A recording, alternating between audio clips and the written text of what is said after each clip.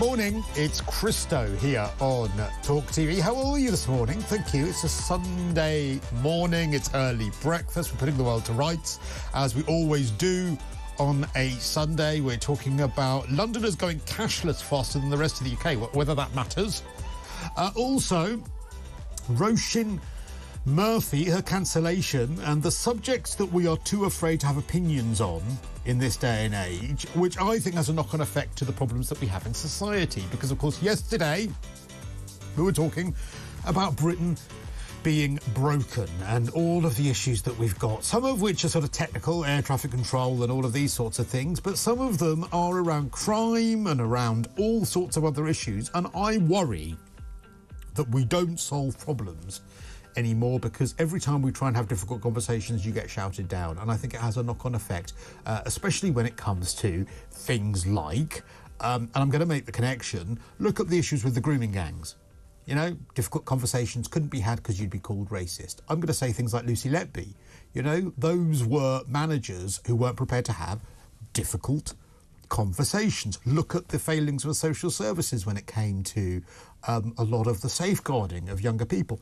Difficult conversations. Look at the crime that we saw at Notting Hill Carnival. Again, now for an event that big, the proportion of crime was probably quite small when you look at the number of people there, but when you look at the amount of time that it was actually on for, which is only 2 or 3 days, it's a hell of a lot of crime.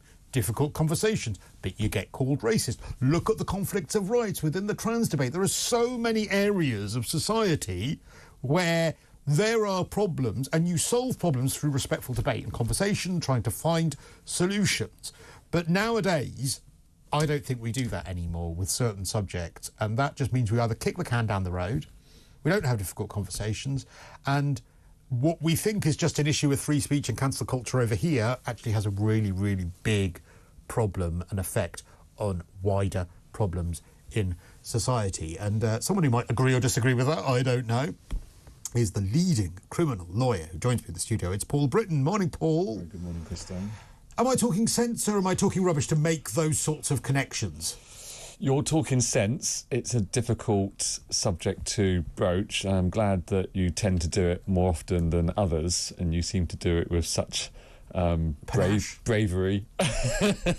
Style. But, these things need to be discussed, so let's do it today. I mean, where are we going to start? Well, let's start with Roisin Murphy. Okay.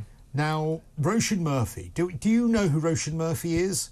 Roisin Murphy she was the singer for a band called Moloko, and they had a really big hit called Sing It Back, and then she became a solo singer as well. And she has been what has been described as cancelled, and that is because she criticised the use of puberty blockers by transgender children. Now, as far as I'm concerned, it's one of those areas where I think that it's fair to have debate, but also what she actually said was puberty blockers are FCK'd, absolutely desolate, big pharma laughing all the way to the bank, little mixed up kids are vulnerable and need to be protected, that's just true. And she said, please don't call me a TERF, please don't keep using that word against women. Now, this was in a Facebook debate that was being had where she commented. She went on and then gave a very long apology on Twitter. She said that she was heartbroken by the ramifications of her actions. She's sorry. She said she stepped out of line. She's deeply unsuitable to have this conversation. I mean, the length of the apology is like War and Peace. So my question to you, I just wanted to give the context to the story, but is that an absolute example of where respectful debate has gone out of the window when it comes to an issue in society because you just get shouted down by the mob? What she said was not respectful. So the way in which she said the words she could have used could have been much more diplomatic. I agree with that. She could have used it's an opportunity to strengthen the debate, put a version forward, but to say mixed up little children. You've just said at the beginning that you accept that people can change their gender, that they can go through these processes. Are we going to interfere with them by using puberty blockers? Arguably, no. I mean, I get what you're saying, that the words that she chose were not ideal. She could in have been this more debate. choice. I mean, swearing. I mean, that's disrespectful instantly. Does that? The colour doesn't add anything to her argument or give her credibility. But does that then warrant? Because this is about proportion, as far as I'm concerned.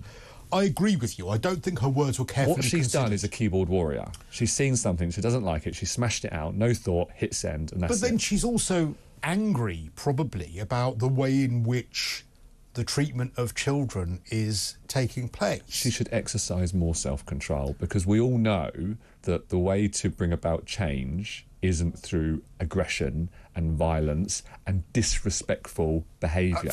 Fair it's point. through dialogue like this. But if we go with the proportion argument, she's now had gigs cancelled. She's had people who are DJs saying, "I'm never going to play her Chris, again." so that moves the argument and on. she's also had her album launched. She's now the victim. Yeah, now the record label have said, "Look, we're not going to do any promotion around the album." Now, I think that what you have said is absolutely fair. That the criticism should be, look, you're allowed an opinion about whether it's appropriate to medicalise children and when that is and what cases that is and what there aren't. But your language was wrong and you need to be pulled up on that. But is the response that has been had about this proportionate? No, because now she's the victim.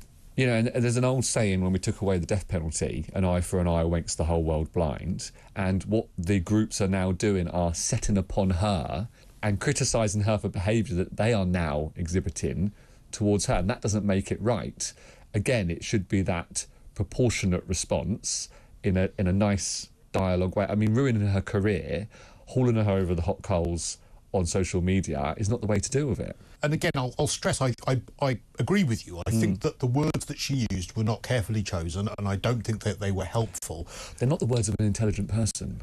No, but then they are the words of someone who perhaps... That's not saying she's not intelligent, right? That's just saying they are not the words that an intelligent person uses. Yeah, but what I can't bear any longer is the fact that if you say, look, I'm really sorry, actually, you're right, I shouldn't have debated it that way, you get... I always thought that an apology and, look, I'll try and learn a lesson is an end to a matter if you mean it. Yeah. And that's not happened. Yeah. I mean, her generation, actually, I mean, she's 50, she's married, they seem to fall into this keyboard warrior trap. Isn't that sort of your generation? More often. Well, I'm 40. Okay. So I think I'm younger than you. You're only half a generation different. No, there's big difference. Every decade, there are huge differences in the generations. They're much more closer than they used to be, or 20, 30 years was a generation. You know, just people that I employ now who are just 10 years younger are materially different to how I think. Who's more wrong in this? Is it her for the comment or the reaction?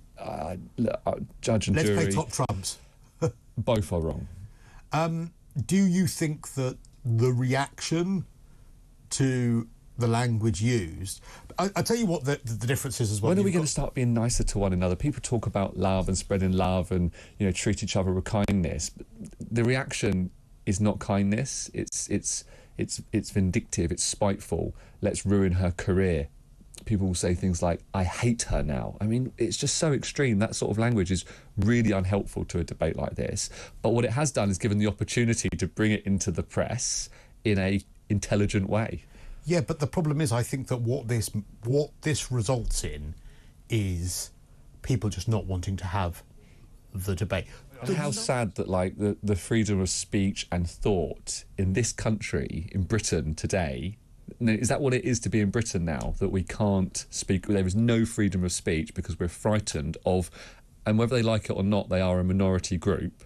So the majority have got to be suppressed. So it's almost like the tables have turned. But then you know what? The majority are now suppressed in this country. But the problem is that it actually has a negative effect on the very people who are fighting for the equality. Because, you know, again, if you go back to the struggle for gay rights...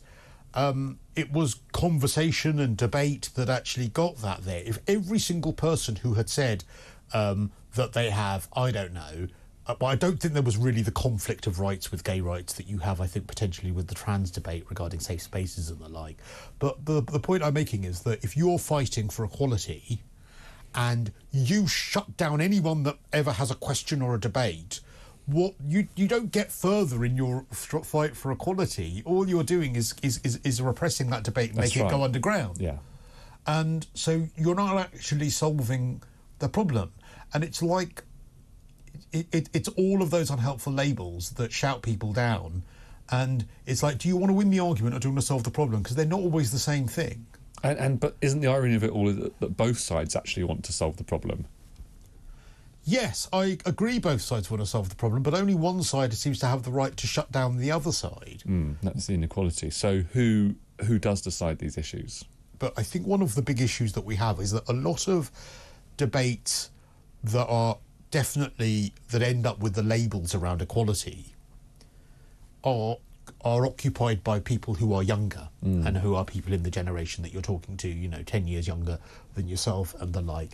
And I do feel like one of the things that is fueling this is a lack of proportion that some of these younger generations have no empathy for how the older generations... I had a conversation with one the other day, he's 26, and I said, look, they're of a different generation, they think differently. He said, that is no excuse, that is no defence. No, it is, because their whole life has been a certain way, and now you're asking them to change. But do you know what that also lifetime. Is? Do you know what that also is on behalf of that 26-year-old?